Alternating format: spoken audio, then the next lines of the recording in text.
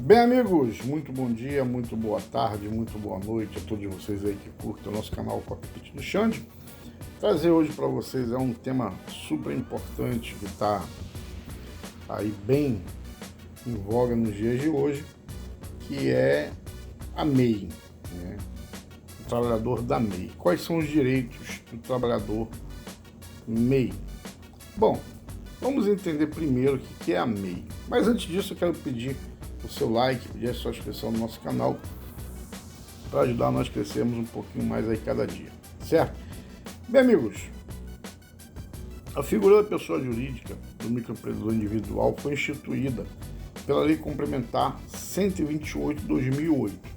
E o objetivo dessa lei era o que? Era formalizar a atividade de alguns trabalhadores. Claro que depois disso o leque se abriu mais ainda. E por quê? Porque existiam muitos trabalhadores que trabalhavam na informalidade. Por exemplo, às vezes a pessoa vendia um picolé, o pipoqueiro, né, o camarada que fazia prestação de serviço como eletricista, encanador, o pedreiro, né, o carpinteiro.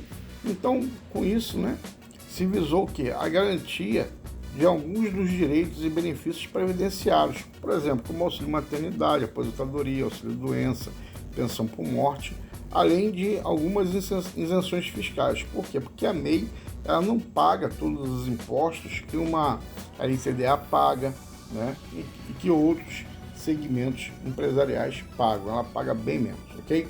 Então, para se registrar como MEI, além de exercer uma das atividades elencadas lá pelo site do Ministério do Trabalho e Emprego, né, há também o quê? Os requisitos de não ser sócio ou titular de outra empresa, né? Ter um faturamento máximo de um determinado valor, aqui eu não estou lembrado o valor, né, por ano, por mês, né, em reais, né, não estou aqui lembrado do valor. Também não pode abrir filiais da empresa, só pode ter aquela empresa, né? Você também pode, abrindo uma MEI, ter um trabalhador contratado, ok? E recebendo o salário mínimo vigente. Você tem que pagar o salário mínimo vigente ou o piso da categoria, tá certo? E após o registro que você faz, inclusive até no Sebrae, salvo engano, você dá uma entradinha no site do Sebrae, tem todas as dicas lá, né? Nesse caso, o microempreendedor, ele deve também contribuir com um valor fixo mensal, né, que varia de acordo com a área de seu serviço, né, por meio da DAS. O que é a DAS? Que é o Documento de Arrecadação Simples Nacional. Você contribui ali, tá certo? E aí que surge o grande dilema. E por que, Xande? Porque algumas empresas começaram a fazer o seguinte: chamavam os seus empregados e diziam assim: olha, eu vou te demitir, vou pagar seus direitos e você vai abrir uma MEI, né, um CNPJ, e eu vou te contratar como se você fosse um prestador de serviço, né?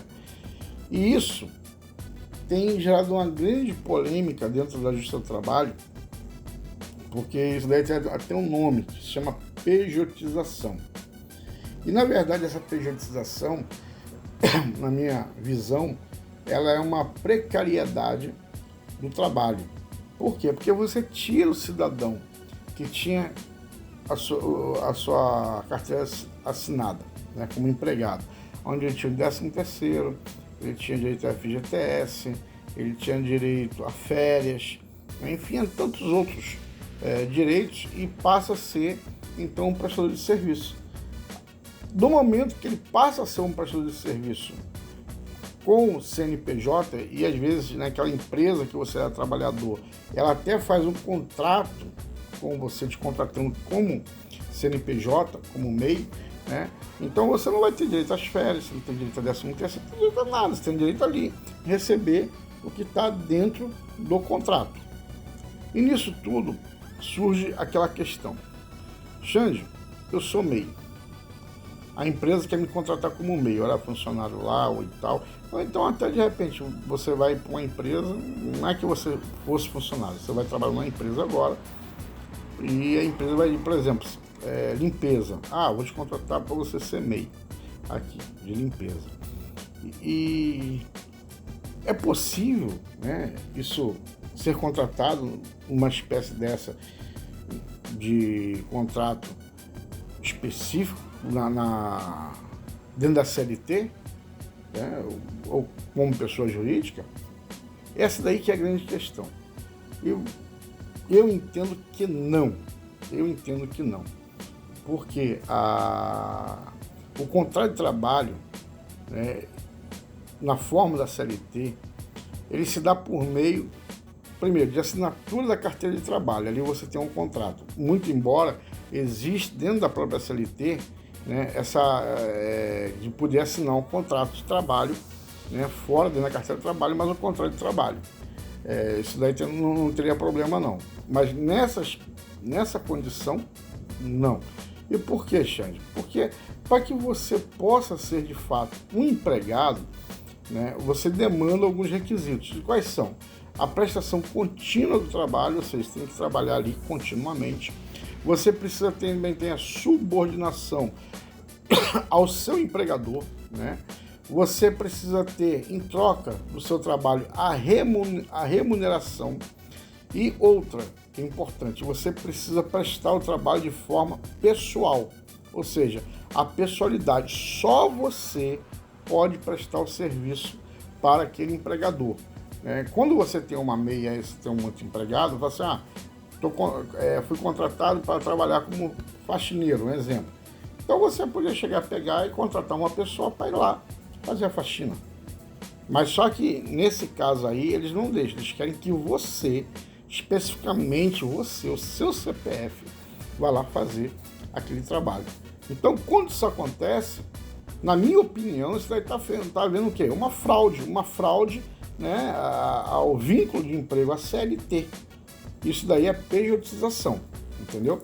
Entretanto, recentemente, né, o nosso glorioso, maravilhoso, fofo STF, através de um madinho, acho que é a 66, né, ele decidiu o quê? Ele decidiu que prestações de serviços intelectuais sujeitam-se apenas à legislação aplicável às pessoas jurídicas, ou seja, a MEI. Indo de encontro com isso, né, o que já era apresentado anteriormente pelos tribunais de trabalho. Quer dizer, os tribunais de trabalho tinham um entendimento sobre o assunto e o STF veio e deu um entendimento totalmente diverso desse assunto. Ou seja, eles assim, olha, quando for, né, relações jurídicas, relações de trabalho que sejam intelectuais, é MEI. Né? Isso daí, meus amigos, vai gerar ainda muito dilema, vai gerar muita coisa. O mais importante, como eu sempre digo, fazer prova. Você está trabalhando, o patrão não está sendo legal, é pejotização, faça a prova. Porque quando você sair, né, da empresa, você vai e coloca na justiça. Acha que você está incentivando? Não. Rui Barbosa dizia, aquele que não luta pelo seu direito não é digno do seu direito. Então você tem que lutar por aquilo que é seu. Você tem que entender que você não está pedindo um favor a ninguém. É seu direito como trabalhador, né? Se você trabalhou naquela determinada situação, né, se o empregador mandou você embora, ou disse para você, olha, só te contrato se você abrir uma MEI, né, o seu CPF, tem um CNPJ. Aquilo ali, na verdade, para mim, aquilo dali é uma manobra para poder o quê? Afastar a CLT de você. Uma vez que ele afasta a CLT de você, ele afasta de você também os seus direitos trabalhistas, que estão na lei, que você tem direito. Se ele não pagou, ele tem que pagar. Está na lei, tá certo? Então, meus amigos, espero que esteja aí corrigido aí, que você possa entender direitinho, né? E que possa ser na sua dúvida. Se você gostou do vídeo, deixe sua inscrição no canal, se inscreva aí, né? Deixe aquele joinha para ajudar a fortalecer o canal cada dia mais aí, tá certo? Forte abraço a todos, fui!